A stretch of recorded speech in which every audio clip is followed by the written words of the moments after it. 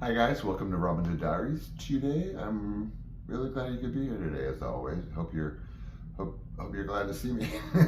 I'm only here every day, 8 months running or whatever. So tonight I'm going to talk about a particular photographer, very high-end photographer. Now, this is a subject, as you can imagine. I previewed it with one of the pictures that she took. So if you're interested in her work, the last two pictures that I put up as preview and one as a clip, those are both this person, ROXY RIFKIN. Okay.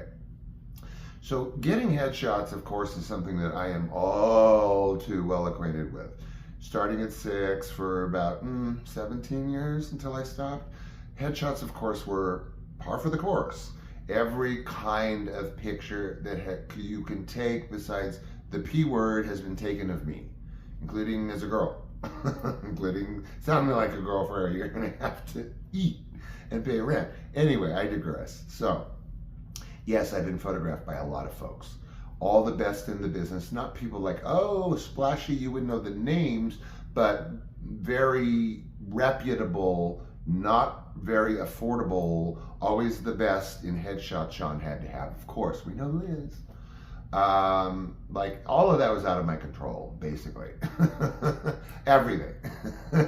Okay, spiritually, mentally, whatever.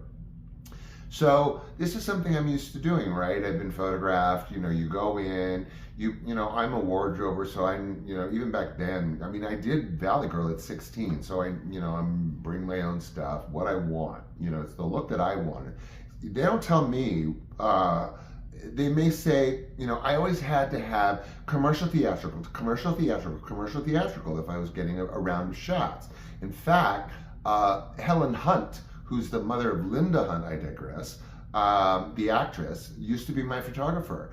And what I would do is I would go in, same with another well-known photographer for my headshots, I would go in with longer hair, go get my hair cut off, come back the same day and finish the headshots with shorter hair.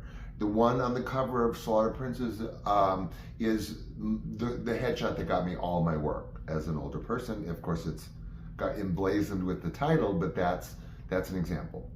One of them was used forever on IMDb and everything because that's the only one that anyone ever had. I was 19. I'm in a t-shirt and with a leather jacket, whatever. Okay, so that having been said, it's time for new headshots for Sean, right? Right. And of course, he always has the best, has to have the best.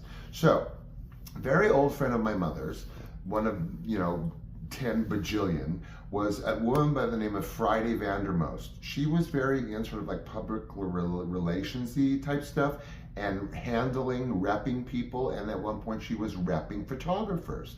She was repping ROXY RIFKIN.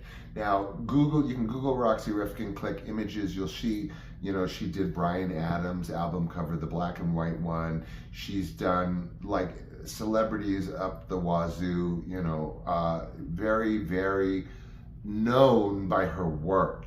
She's not an Annie Leibovitz like you would know by name, or maybe you do, I don't know. Among circles, I'm sure. From her prices, are you kidding? So I paid $4,500 for the session, which is usually only a couple hours. And that was on a discount. I wasn't 50%, but it was like a discount. So you can imagine $4,500 being a discount of what? So I go, and knowing all this, of course, I'm shelling out the bucks. It was always someone else's idea and then Sean's bank account. So I go there to Roxy's house in Studio City and we hit it off immediately. She's not some wild, gregarious person, but she's funny and she's got a kind of a sparkling personality layered. And we just hit it off. Like immediately we hit it off. Hit it off. We wanted to do whatever the other person wanted to do. It's that fast friends thing. Okay. So I have always had a relationship with the camera, obviously. I can hone in on a camera and it's always a secret person that doesn't have a name, that doesn't really have a face. It's an entity within the lens that I'm connecting with, and only that entity. There's no one else around seeing me interacting with that entity behind the camera, but that's just for shots. That's for headshots, that's for being photographed. You want to know the real me? You're seeing it. You've been seeing it for 8 months. You or you. I'm talking to you.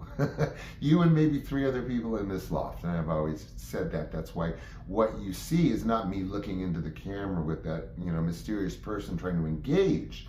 Like, maybe I'm sure a lot of influencers have to like learn how to, I don't know, have a relationship with the camera, but for me, it's second nature. It's almost first nature to be in front of a camera.